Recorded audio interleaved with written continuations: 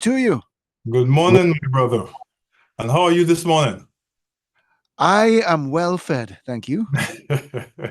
That's a good way to go. Thanks for Okay. that. Yes. Okay, this morning again, Trinidad to be aware in the world that you are listening to us. We have another program. We have these young people. I have with me this morning, Akeela Edwards, Candace Bernard, and Gabrielle Sagan. And they will take you through. We have Candace, you all can put on you're all pretty people. I don't know why you don't like the cameras, but you all are pretty people, you know? So you can put on your cameras at this time. And I will ask Sister Edwards. Yeah, welcome, Sister Edwards. Not seeing you. You already want to do the devotion for us this morning. Thank you very much. And without further ado, let's take our morning's devotion. Okay, good morning, everyone. Our devotion this morning is coming from the book of Hebrews, right? So, scripture verse of emphasis is taken from Hebrews chapter 7, verses 25, which says, "Therefore, he is also able to save to the uttermost those who come to him through him, come to God through him." So, a Christian leader writes, the Italian violin maker Antonio Stradivari, I may have butchered it because I don't speak Italian, was a poor man.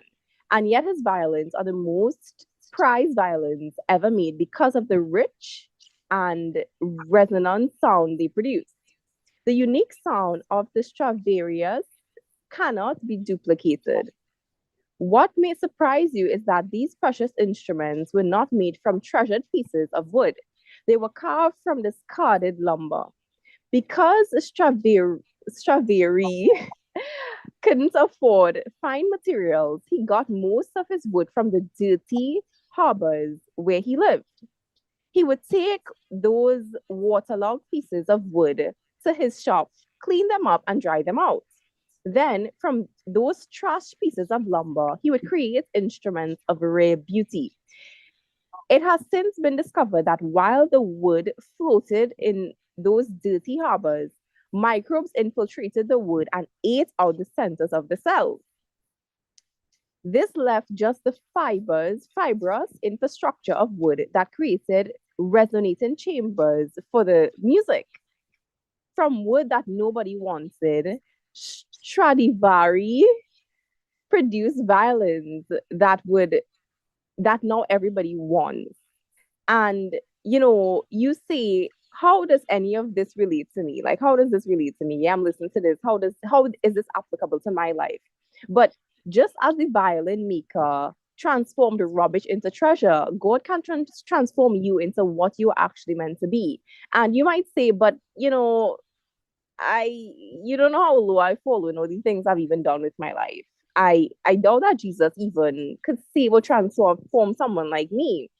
But I admonish you all this morning to give him a try and put him to the test. You won't be disappointed if you put God to the test. And scripture says that therefore he is also able to save to the uttermost those who come to God through him, since he always lives to make intercession for them. So I hope you all are encouraged this morning as we went through our devotional segment.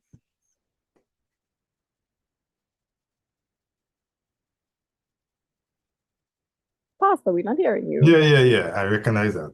Thank you very much. Let's have a short prayer. Gabrielle, you want to pray first? Sure. Heavenly Father, I want to thank you for being with us, Lord. I want to thank you for granting us that peace and night rest and waking up early this morning. Lord, I ask that as we begin this program, dear Lord, that you be with us, dear Lord, open up our minds, give us understanding. Even to our viewers, dear Lord, give them that understanding. So whatever we may go through, and continue to be with us as I ask in Jesus' name. Amen. Amen. Amen. Now, this morning I'm expecting Tyler. He's not here. So this morning we are picking up from last week in a different way. We are going through Christ on the Mount. when they asked him, tell us what will be when the coming of the Son of Man will be. And he gave them some end time signs. I am hoping that we can show that these end time signs are the same end time signs of Revelation 13. Just it came in Matthew. What we will do, we will try to show how the continuity of the gospel is. But before we do that, I want to deal with our word to the wise this morning. No, I won't do that. I will just forego the word to the wise because I want us to have enough time so we can take some call at the end of it. Last week, we could not have taken any calls. So I want us to be in a better position today than we were last week. And last week, you young people got real, hospital boy, raves. People kept calling me and speaking to me about all that had happened. It was tremendous. The people just kept calling me and saying, these young people, fantastic. So you didn't go unnoticed last week, trust me. But this week, I just want us to get back into the whole, I'm not seeing my stuff here. Don't tell me that has happened to me. Hope not. Give me a minute here. I'm trying to figure out what has happened here. Questions. Okay. What is this thing?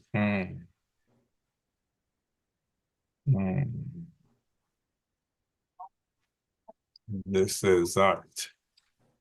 All right. It's gonna be a challenge. Oh. All right. So this morning, I want us to, the world in a state of turmoil, as you all know, with many famines and everything seemed to have gone totally wrong. And this morning, I want us to look at the text in Matthew chapter 24, verses 1 to 11. I will read it to the hearing, and you all can ask me questions on the text as we can look at what has happened. In Matthew chapter 24 and verse 1 to 11 said, and as he sat upon the Mount of Olives, the disciples came unto him privately, saying, tell us, what shall these things be? And what shall be the sign of thy coming and of the end of the world? And Jesus answered and said unto them, take heed that no man deceive you. For many shall come in my name, saying, I am Christ, and shall deceive many. And you shall hear of wars and rumors of wars. See that ye not be troubled. For all these things must come to pass, but the end is not yet. It says, for nation shall rise against nation, and kingdom against kingdom. And there shall be famines and pestilences and earthquakes in divers places. All these are the beginning of sorrows. Then shall they deliver you up to be afflicted, and shall kill you, and you shall be hated for all nations for my sake. And then shall many be offended, and shall betray one another, and shall hate one another, and many false prophets shall arise. So God has given us a pretty broad outline. The disciples were concerned. They were concerned what is going to happen, and they came to him, and they wanted to know. They wanted to know. He kept speaking about the time of the end. He kept speaking about this, and they found themselves in a place to say, well, this thing you are always speaking about, what it is all about.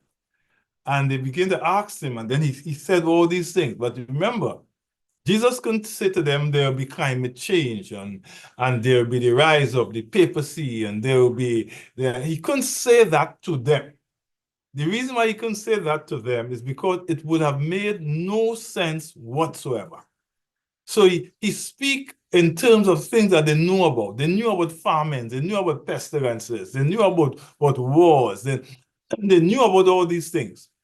So he spoke to them from that perspective. So, but he was warning them to be cautious and discerning. Essentially, he was advising them to be vigilant and not to allow themselves to be misled by false teachings or prophets.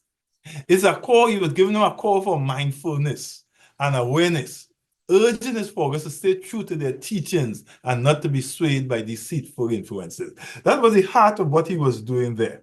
And if you are into it, if you have read this before and you like to ask some questions now, the choice is yours. So to start us off, my first question would be, as you mentioned, there's the concept of wars and rumors of wars as a sign of the end time. Did we always have wars? Was all wars always a thing? How is it a thing now? It has it just started? How could I wrap my mind around that? Yes, but what you're saying is the make, and this is what I like about this whole issue. We must be logical. We must not make the Bible seem to be a book like Hansel and Gretel. It must make a logical sense. And that's a logical question, because if he said there will be wars and rumors of wars, even when he was saying that sitting on the Mount of Olives, they had skirmishes in parts of the world. So they always had wars. Conflicts had always ravaged this world. But what not in the way that it is doing it now, and what it is causing by it.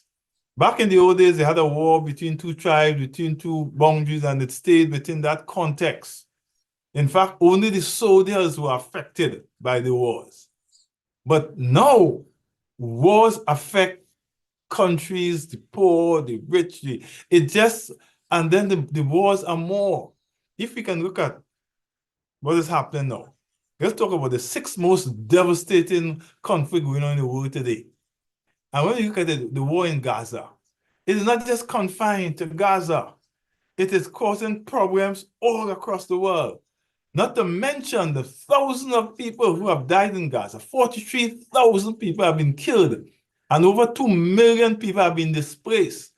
Unlike other conflicts, people in Gaza have nowhere to flee, and they are trapped within their own borders. With limited resources, it is causing hunger, and the World Food Program is saying that it will lead to famine. Then we have the war in Ukraine. We never had a war like that, touching even World War II and World War I, while we were not around. It was more confined to those places, right? They had the rationing going on across the world, but it was more confined to those places because we had no television to see, internet to look at it. So the war in Ukraine is the latest conflict in Europe. It has caused 6 million refugees to flee the country and create a new humanitarian emergency in Europe. This is not as any war. So when Jesus said there will be wars and rumors of wars, he was speaking about real wars. All those wars back then, we can just consider them skirmishes. But now we are seeing the pangs and the danger of war. In 2014, Russia invaded Ukraine and annexed the Crimean Peninsula. It was still just a local war. But now it's not. Now there's sanctions across the globe. And then there's a war in Sudan. And so you recognize I'm moving now from Middle East to Europe, now to Africa. Sudan has experienced its share of internal conflict. Most recently on April 2023, fighting began. 2 rival military groups erupted in the capital of Khartoum and has since spread throughout the country. And not only that, people in Sudan by the millions are flowing into the surrounding countries, creating real social havoc for them. So when Jesus spoke about wars, he was talking about those women in Darfur who cannot find food for their children. He was talking about the United Nations Food Program trying to feed 6.5 million people. Never, never, never we have seen these sort of wars. So when he said wars and rumors of wars, he was talking about real wars. All those things we heard in the past could just be described as skirmishes. And then we have right in the Caribbean. So it's all over the world. Right in the Caribbean and Haiti has a long history of internal conflict. Now, there's fighting that is erupting in the streets of Port-au-Prince that people have disappeared from the capital. The capital is like a ghost town, and wars rages on. And then we have Sahel in Central Africa and Burkina Faso, Mali, Niger. All these countries are wrapped in wars. Never before we have seen that. And then you go away to the Australian continent, next Myanmar, where 1 million of the Rohingya had to flee, creating one of the largest refugee crises in the world. 1 million Rohingyas fled into the neighborhood Bangladesh and settled in Cox's. So you find it is an overflow, its borders into the region of Asia. And then we have that the Syrian Civil War and the Syrian War that has continued. We are tried and warned. And now we are hungry too, as the economic situation takes a toll. This was said by Hannah, a Syrian mother of 4. She said, I have not been able to get any fresh food, dairy or eggs for my children for the last 8 months. So these are real war. So when the Bible said rumors of war and they were warned rumors of war, this is the time we're looking at. It can't get worse than this. I don't know how, but this is really the time we are looking at, where, as I said, the world is in turmoil. It is turmoil from financial, it is turmoil because of climate, it is in turmoil because of political alignment, it is in turmoil because of poverty and social inequality, it is in turmoil because of crime and violence across the world. It is in turmoil. And because it is in turmoil, and we are seeing some of the effects of that turmoil in fire burning out of control and floods. Last week in Valencia, in Spain, in a matter of minutes, the people did not have time to leave their home. When the rain started, water burst the banks of the river, and it flooded the city, killing over 300 people. That's where we are. That's the turmoil I am speaking about this morning. Yes, thank you so much for that, Pastor, for enlightening us about current day events that some of us may not be aware of. But you mentioned something earlier that I kind of want to come back to. You mentioned climate change, and that is something that Jesus didn't speak about because couldn't make sense to the disciples at that point in time. But for us today, we see climate change happening. But I want to know, did God speak about climate change? Is this a sign of the end time? Yes, and you answered by your questioning. You also answered by when you said that he didn't tell us, because those guys would not have known what is climate change.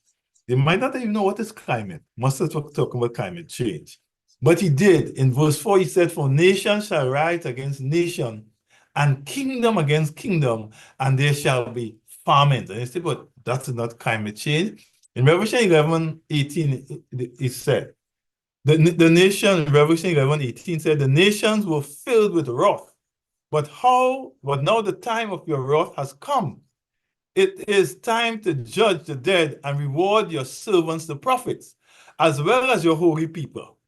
All who fear your name, from the least to the greatest. It is time to destroy all who have caused destruction on the earth.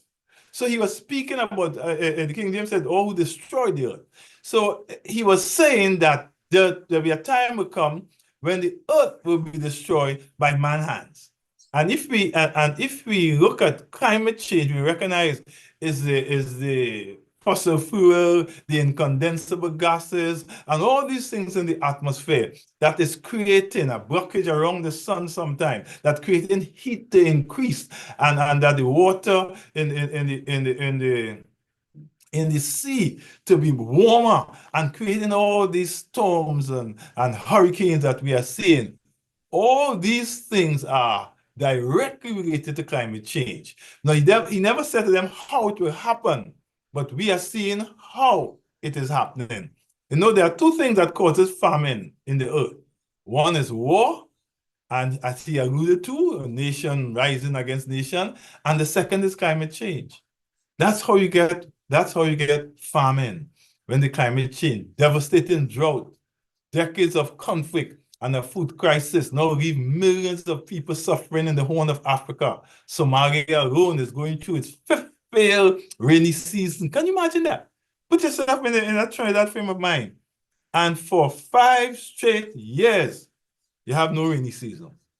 Think about what will happen to us. Sometimes when we have a very dry season, Wasta is saying to rationalize water, don't wash your car, don't do this. Can you imagine this happening for 5 straight years? And it's happening because of what? Because of climate change. Because of climate change.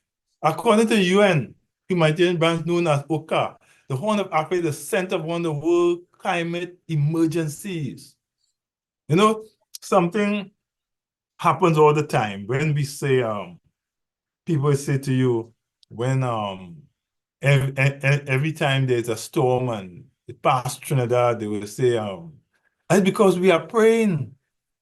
And then it will hit Grenada and Barbados and Cuba and mash up the place and kill people. And I always ask myself, they were not praying also? Were they not praying? The fact remains that these things happen not randomly, but these things happen because of the climate, because of where we are positioned, because of how the water flows in the Atlantic, how the water is in the Pacific. Sorry, we are positioned in a place where mostly Tobago might get a little thing, but for the most part, we are not. So it's not a matter of praying; it's a matter of the climate. And once the climate begins to misbehave, we can expect floods, as we saw in 2021. We can expect all sorts of things happening on the coast. So it's more has to do with the climate. So when he talk about the farming, he didn't explain to them, because none of them asked him, how we get this farming? Then he may have to explain to them how famines are caused by war and climate change. No, Pastor, in the same text that it spoke about famine, it also mentioned pestilences. What exactly are pestilences? Well, yeah, it's a strange word, but it is a term used to describe contagious or infectious epidemic disease that is virulent and devastating. It is an old literary term that can refer to any disease that spread quickly and kills a lot of people. It can also refer to something harmful, destructive, or evil. So when he said pestilences, they knew about pestilences. They knew about having the spread of rabies. They knew that what he was speaking about. So when he said pestilences, it wasn't something new he was bringing to the table, but he was saying to them that, hey, see these little things that you're having, and we had to throw somebody off the tent and all that. It's gonna come in a maga way. And this is one of the end time signs that we will see these pestilences coming and destroying us and killing us and things like that. So, Yeah. sorry, just a question. So we just had a recent pandemic, COVID-19. Was that a pestilence? Yes, it was. And it is setting the stage for real problems to come. The things that happened during COVID is what will set the stage for what will happen to the next pestilence. Our next pestilence will kill more people than COVID. I want you to know that. It will be harder to control than COVID. I want you to understand that. So when he said about pestilences, he didn't say a pestilence, he didn't say a pestilence. He said pestilences, meaning that it will reoccur and reoccur and reoccur, all coming down to the end of time. There'll be more distress of nations than we have ever seen before. Pastor, thank you for that. I think I've seen the word pestilences in scripture, right?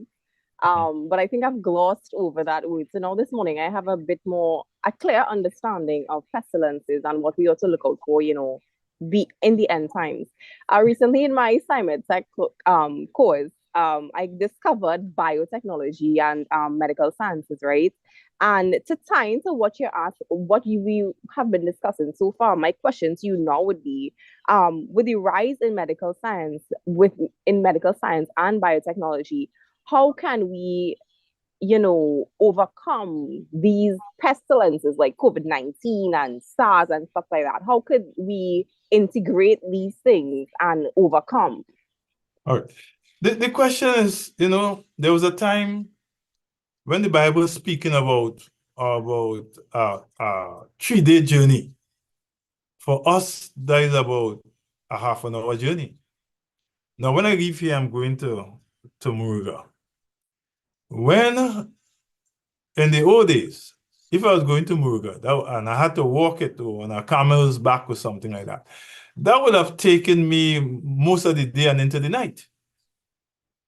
So we recognize that technology has changed the world. I can have breakfast in Trinidad. I can have lunch in New York. And I can have supper somewhere in Johannesburg. I can do that. In one day, I can do that. It means that things have changed in a way to allow me to do that. I can gain weight in 2 months' time, put on 20, 30, 40 pounds, or in the same breath, lose that said number of pounds. And that is all because of biotechnology. There are babies who are breech, and back in the old days, the mother would have died. Now, once it is discovered, she will live. So you recognize that even medical technology have taken a turn, an upward swing. So then it's a logical question you're asking there.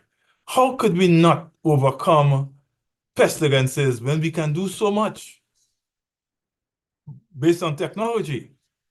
No, according to the study, about 10 million people caught measles last year.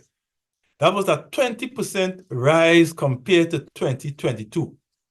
A decline in vaccination coverage is a primary reason for the surge, and I'm going to say something more might offend some of my listeners. The WHO, the World Health Organization, has also cautioned the target of eliminating measles as an endemic threat by 2030 is under threat. We all thought we are done with measles. No longer haven't heard someone say the child had measles. When I was growing up, that was a regular thing. I got measles too. But we have, as a world, when I say we, not talking about the world, we have handled issues of measles through vaccination. And vaccination is the single most advanced medical, what I would say, boy, if you say the greatest thing in medical science is vaccination. But we are having a problem now. We are seeing the rise of anti-science people, conspiracy theorists, and the like is now impacting the world. The next pandemic will hit the world, will result in many more deaths than COVID. This is due to the number of people who are vaccine skeptics now, and number is growing. Before, finding someone who spoke anti-vaccination was a rare thing. Now you can find by your neighbor. On the bus, you can find somebody like that. On your workplace, in the church. Oh, don't talk about the church. Don't talk about the Seventh-day Adventist church. You'll find many like that.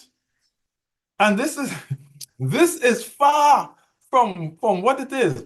No, the rise of polio, measles, and other childhood diseases are rapidly rising. I want to say to you, last year, an estimated 107,500 children died from measles. Can you imagine that? In 2024, people are dying of measles. We thought we had conquered measles, but not so. You see, we have a rise of these overholy people who are knocking against vaccination and spreading also the conspiracy that is anti-science. And this is what's happening. Over 300,000 people died from polio last year. And WHO said there's an estimated 14.5 million children who are missing out on vaccination. We are seeing a correlation. We are seeing a correlation with the fall of vaccination and the rise of infant death. We are seeing it. And those who argue against it, it's because they are refusing to look at the statistics. Polio, measles, whooping cough, all these things were on the decline. And then came COVID. And then came the conspiracy theorists. And then came the anti-vaxxers. And we are at a place where children are not being vaccinated. And because of that, children are getting whooping coughs and measles and polio and dysentery and all those things are back in play. And people are dying. And those who are listening to me, if you think I'm joking, when the program is over, go on the internet. Google, as they say, infant mortality over the years. Google, and you will see there's a rise. So when Akeela spoke about medical technology, she's right. We have medical technology, but what we have now is more people rising up against the technology, and it is causing death. Yeah, and so interesting that you would mention all of this. And but something I thought about regarding pestilences as well is that we always had pestilences. We had, things like Ebola and smallpox and swine flu and of course COVID-19. So what is the difference between all those pestilences in the past and these that we are seeing today? All right, good question. Excellent question. Because as Solomon said, there's nothing new under the sun. We always had pestilences. We had SARS. I think Akeela had mentioned SARS earlier and thing. I think mentioned Ebola. So we always had these pestilences. But the societies always coalesce around the solution. In Bible times, you were put out of the community. And you're asked to show yourself to the priest. When you look at yourself and you see it was okay. And when the priest saw you and he said it was okay, it was okay. From time to time, God would speak to the prophets for a cure. And as we went on, the society battled as one voice, trusting the science of the time. At that time, we were able to knock. When I was going to school, polio was a big thing, Give it up for Booty. Is that by the radio? They was happy on the radio. Yeah, polio was a big thing. In fact, I want you to ask yourself this third question. When last you have seen a handicapped person, a person who we call crippled, it is not a thing you will see every day. When I was growing up, you saw that every single day, wherever you went. You saw somebody who was, and those older ones who are listening to me, they'll be putting their finger up in the air, I'm sure. That was something we saw in the schools, in the parlors, on the road, in the home. That have been diminished based on medical science. And what medical science talking about? Vaccination. Because most of these people who are handicapped in this way are due to polio and childhood diseases. But it will return. Right now, you could go all day today. I'm almost certain, the three of you, all day today you will go and you will not see one handicapped person unless they're living home by you. That was not the case when I was your age. That was not the case. It was everywhere. And then the vaccination started in school as a compulsory thing. So you hardly have children in our space who are having polio, but it is growing again in the West. In the developed countries, America is growing again. Why? Because we have a rise in anti-vaxxers. That is what is happening to this society. And okay, how we tell them they're still holding on to the craziness, but that is what is happening to the society. And it will be more. So it's when he speak about pestilences, we are within people choosing to accept conspiracies at a scale and abundant sense that every pandemic from now on will kill more and more people. Because while there were a lot of people who took vaccine and took the social distancing and things like that, there'll be more next pandemic who will not do it. And there'll be more who will not do it. So the stage is set for real trouble. Real trouble. Go ahead, only one. Pastor, in verse 9 of the same chapter, right, it said, the Bible said that they shall deliver you up and you shall be persecuted. Who is the day that verse is speaking about? Earlier on, when I was reading from the day will destroy the earth, the Bible spoke about those who follow God and those who do not. God sees all of us as his children. So when he said they, he's speaking about a group that we studied last week. And we come, let me do the day first. He said, the Bible said that, but he said that, what was the question again? It says that they shall deliver you up and you shall be persecuted. So Okay. who Who is is the the they? day? Yes. This statement is the widest of all in the prophecy. The most widespread evil in the world is racism, friends. I don't make you feel is lack of jobs and climate. Climate is there too, but racism is the most evil that we have to deal with in the world. It's not LGBTQ as some of you think. It is racism. Fornication also, but racism. The Bible can't speak about the world in the last days and ignore racism. They are those who we studied last week, the Christian right and the Christian nationalism. That is now sweeping the world. They carry the tenets of intolerance, racism, hate, and finally the Bible says they will kill us. But the whole idea of when you speak about the mark of the beast, we are dealing with a group who will forbid us to worship the way we want to worship. They will say that their worship is the way of worship. And as we look around the world, from the alternate liberation front in Germany that is challenging Olaf Scholz right now, right wing as the Le Pen movement that won most of the seats in the parliament in France, right wing as Donald Trump and his recent victory, right wing. And we could go on as those guys in Israel who killing innocent people every day. Again, right wing. And this caucus of right-wing movement is growing over the world. And as they grow, they become more militant and more hateful. And that's why all over the world, even in Argentina, one tenet they're driving them is anti-immigration or anti-immigrants. And when they speak about immigrants, they're not speaking about immigrants from Ukraine or from those Scandinavian countries. They are speaking about immigrants from Africa, from the Caribbean, from Central America, from South America. They are speaking about brown and black people.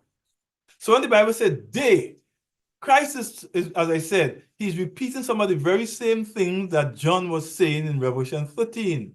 That they will kill you and they will persecute you and they will deal with you. This is the day that they are speaking about. Those right-wing nationalists, those Christians. Friend, you will not be persecuted by heathens and atheists, or agnostics, You will be persecuted by Christians. This is what the Bible is pointing to. So when the Bible says, they shall deliver you up and you shall be persecuted, that's the day they are speaking about, like we studied last week. Pastor, sometimes speaking to my colleagues, some people have the opinion that, racism is just a social construct and it's in the mind. Like, you don't experience racism, right? Like, it's not a thing. How is the racism you speak of? How is this grappling the entire world? Is it actually real? Is it just something we imagining happening to us? Are we just mentally bound and we just so suspicious and hyper in a state of hypervigilance that we think people are coming to attack us, but that's not really it?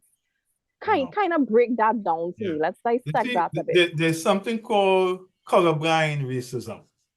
And colorblind racism is the racism, there's institutional racism, where you know it's there, you are feeling it, but you cannot see it. And then there's colorblind racism, where the person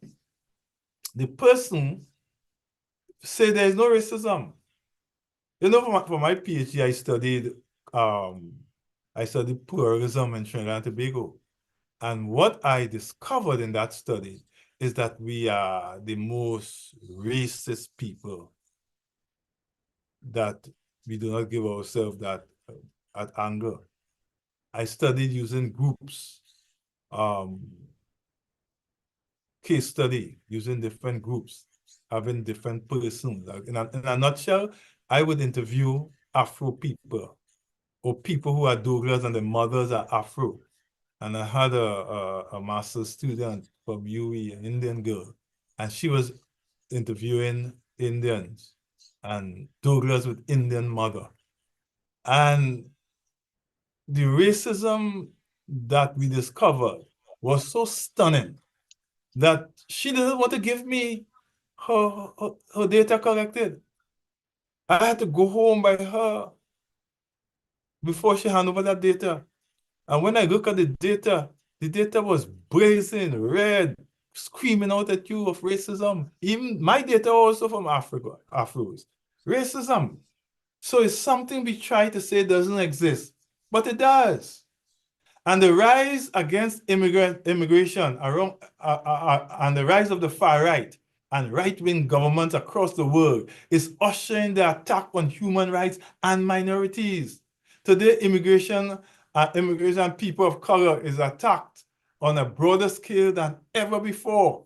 And you say, no, what about Jim Crow? And what about slavery? That was open racism that everyone identified with and could have seen. No, it's not like that. It's what they call aversive racism, where the person act normal, everything seems to be normal, but race is undermining everything. Friends, you will not know unless you experience it. But the attack is great. And immigration, the far-right movement, the rise of Christian nationalism is good guides to us seeing where racism is coming from. Remember, the issue of race only began in the 14th century, you know. That is when the European came in contact with people of color in Asia, in Africa, in South America. Then the issue of race came. And Immanuel Kant is the one who structured the word race. And then they had a man called Johann Blumenbach who put a structure of race together. And at the top of that structure, he had Europeans. And he had a whole hierarchy of race. So, and this had led to the idea that Africans were people of less human quality that ran its way into slavery. But then churches arise and people, and then slavery became too expensive to have. And because of the expense of slavery, they had the amelioration and emancipation and these things started happening. And what eventually happened because of that, they still wanted the slaves. So what happened? They abandoned the slavery, abolished the slavery, but they still allow Blacks, Africans, Asians, Indians to work in conditions were very similar to slavery. But they revolt against that too. So now it's a sophisticated thing was happening. But what happened? Indians and Africans and Latinos continue to score high. So they say, you know what? We got to resort to how it was. And that's what caused the rise of the far right around the world, to stem immigration, to stem success among people of color. And this is what racism is, a real thing. Go ahead. Yeah. Thank you so much for sharing that, Pastor. Coming back to verse 9, following up with Gabrielle's question, it says, then they shall deliver you up to be afflicted. So we spoke about the they, but who is the you that is being referenced? The you is all men who are not part of. Remember the Bible says, first the persecution, it will be worldwide. It shows that the rise of far-right government is going to affect everyone. If you feel that we in Trinidad will not have far-right, we already have this thinking. Remember when Shorty had this song, Rash Shorty, in fact, had this song, they take the creator out. They don't want to put his name in the mouth. And people say, yeah, it's true. But who created Shorty is talking about? You feel he's talking about Ganesh? You feel he's talking about Buddha? You think he's talking about a god of Shintoism? He's talking about a Christian God. When they say bring back prayer in school, they say bring back them children going crazy. Bring back prayer in school. What do you think they're talking about? That the Hindu man should come, the Pundit should come and pray in school? Or the Bobo Shanti? Or the Orisha? You feel that what they're talking about for the prayers to be in school? You feel Islam? One of you help me. What do you think he's talking about? Anyone can answer. What the prayer in school they're talking about? What they're talking about? Nobody have an idea? Yes. Candace, you are a preacher. Let me ask Candace. What prayer you think they're talking about when they say bring back the prayer in school? Yeah, I believe as a prayer to, like you would have said before, the Christian God to Jesus. That is what they're talking about. So that idea that you see raging across the world, it is raging in a subtle way in Trinidad. And Trinidadians are joining the far-right Christian nationalist movement in the thought patterns and things they say. This big, brutal way that Christianity go against LGBTQ, that is the greatest sin. The greatest sin it have in the world, the most practiced sin in the world is fornication. That's the most practiced sin in the world. If they have 7.8 billion people in the world, I'm telling you about 6 billion of them are fornicators. All this boyfriend-girlfriend talk is fornication. But I'm not seeing the Christian rising up against that. You see, what the far right have done, they have taken an issue that all religion will have a problem with. And that's why they came up with this LGBTQ thing. So they are putting all Christianity under that banner. So when the persecution started, it will not only start in America, the image of the beast, it will start in Trinidad, it will be in Tobago, in Grenada, in Antigua, because we all be seeing it through the same lens. So when they speak about the you, in Revelation 13, the Bible spoke about accepting the mark of the beast in your hand and in your forehead. Those who accept in their hands are those who are just going along. They're not opposing, and those who are in the foreheads are those who really believe. So the you continue to be all of us. There'll be some of us who will be actively involved and some of us who will not be. But when the Bible says they will persecute all those who have it in their foreheads and in their hands. And this is what this whole you he is speaking about. You is all of us. Okay? Pastor, so the Bible spoke about betraying one another. What exactly does that mean? All right. All right. Right now I'm talking here. There'll be brethren across the world who will be cussing me. There are brethren also who will not take time and say, let me study what he's saying. Because I don't like it, what he's saying, I just uncomfortable with it, and I will talk him ill about people, with people and things. At that time, it will be a life or death issue. And the very church members, because the church will be brought into direct dispute, because these people will be asked to take that mark of the beast, and the church will be saying no. But the church might say no in a sense that where they can hide a bit, where members will say, you know, when they had when Rome was killing people, and the emperor was sending people to the death, they did not worship the emperor. They could have worshipped God, you know. They could have walked with the Bible in their hands, because how did you worship the emperor? By putting a bus of flowers on the bust of the emperor. That going at the bus is the statue of the emperor. You walk down there and you light an incense to the emperor. And that meant you was showing obedience to him. The Christians decided they will not even light that incense. Now, they could have walked down the road with the Bible in their hands, reading John, singing gospel hymn, put the incense, and go back home, you know. But they refused to do just that.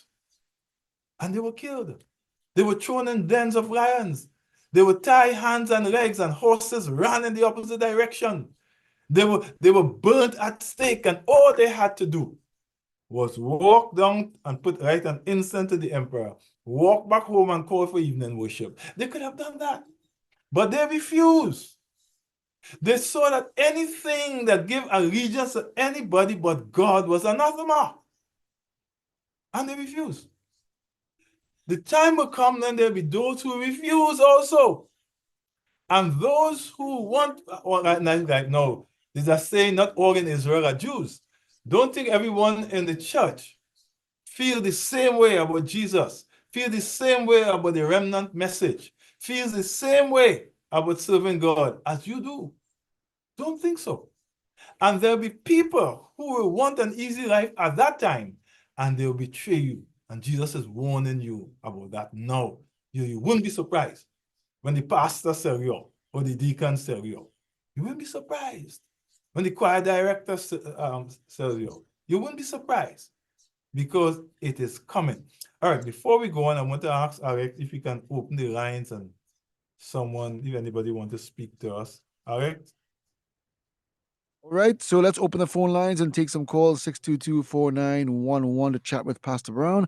As the calls come in, Pastor, I'll let you know. So continue. Thank you. Okay, so that whole idea of people selling you out, it will come from friends and family, loved ones, those who are thinking, and some will think that they're doing God good, That's what the Bible says, to study, to show yourself approved unto God, a workman that needeth not be ashamed, but rightly dividing the word of truth. Because in the Inquisition, some people sold out Christians to be thrown into the lion's den and things like that, thinking that they were doing a good. So there are folks who rise up against you, even now, thinking they are doing good. That will happen all over again. That will happen all over again. All right, next question. Pastor, and to conclude with my questions, you mentioned turmoil, and that word makes me think of mayhem, confusion, and all these other synonyms.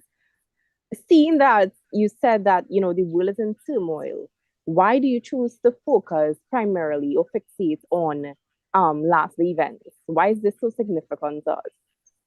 Nice question. Psalm 46, 1 and 2 said, God is our refuge and our strength, an ever-present help in trouble. Therefore, we are not fear. Welcome in. Okay, yeah. Say good morning and welcome. Hello. Hello, good morning. A blessed morning to you, Mr. Pastor Brown, and to your crew. You see, sir, there is no sin greater than another.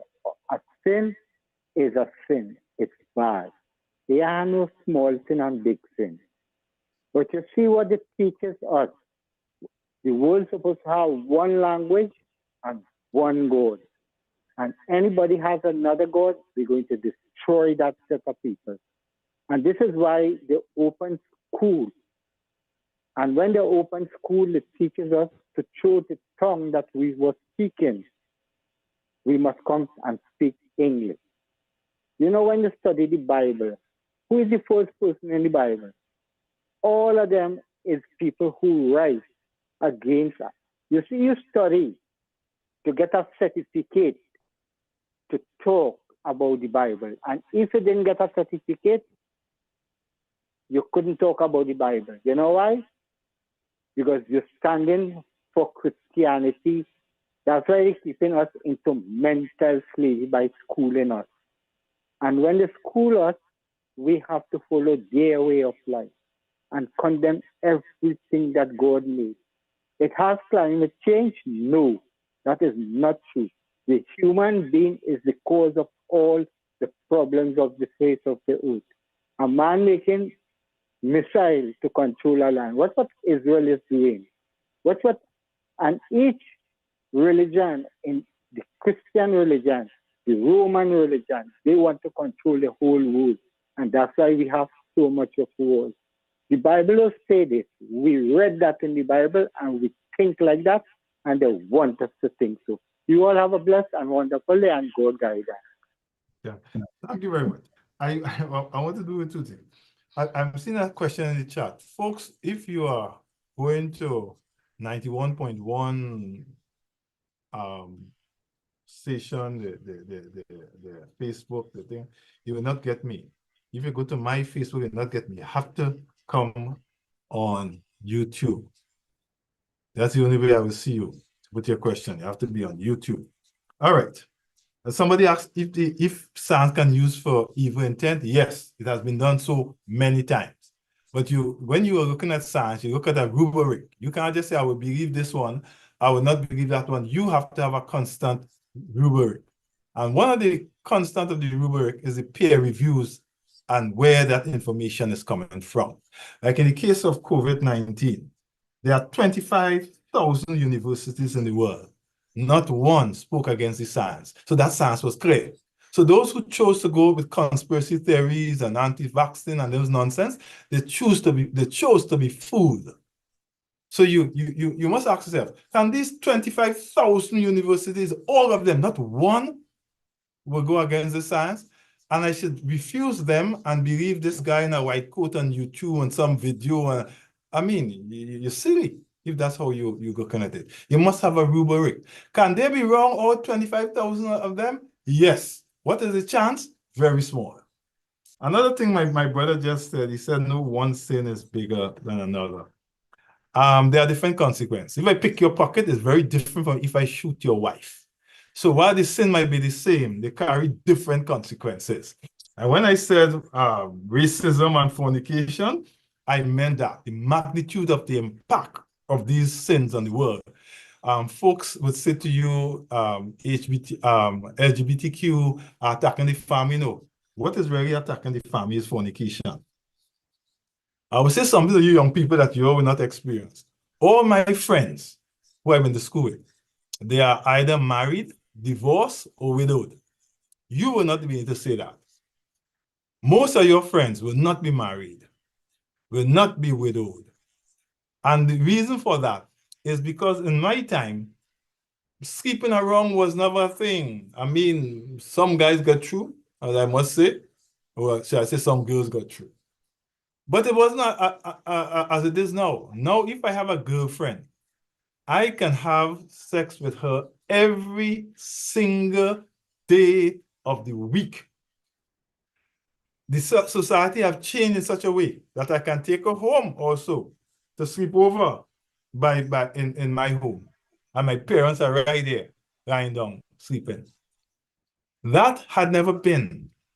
So what has happened? The outgrowth of that is the issue where people are not getting married anymore.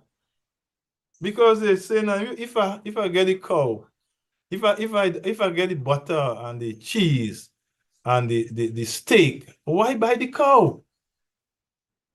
Let the father take care of her and I will get all the benefits of marriage. And that is what is going through the society. That is what creating the non-marriage and so you have few friends.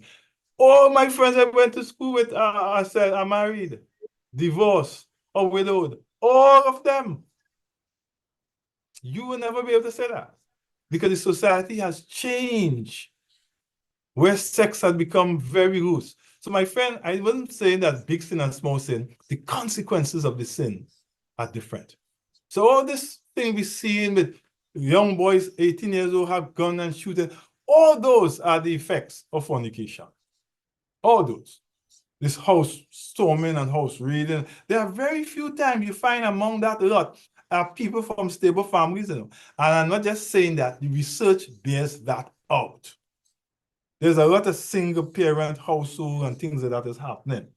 And as far as racism goes, racism denied the society the best minds, many innovations, because we choose to apply people based on looks and things like that, when these same people that are keeping back could have been the ones to have cure for cancer, for all these things. Our word to the wise is sufficient here this morning. I want to thank you, young people, for coming. I want to thank you tremendously for your questions, and I want you all to, I will share, all right, we'll talk about over the air. Alex, thank you again, and may the good Lord continue to strive with you and your family. Bye-bye. Thank you very much, Pastor. Appreciate that so much. The program Victorious Lifestyle every Sunday from 9 to 10 a.m. as we get ready for Dr. Myers on Health Talk. Bringing you the sounds of the city. Talk City 91.1 FM. Why is Christmas Day you choose? Let me get It's Christmas morning. all right, you all hear me? You all hear me now, right? Okay, here's what. Yes, Pastor. Yeah, here's what. I will, can I share your numbers with each other? That's no problem. Yeah. Yeah. Yeah, because what I want you all to do, I hope Jonathan had to work today, and I don't know how Tiger didn't get in. I want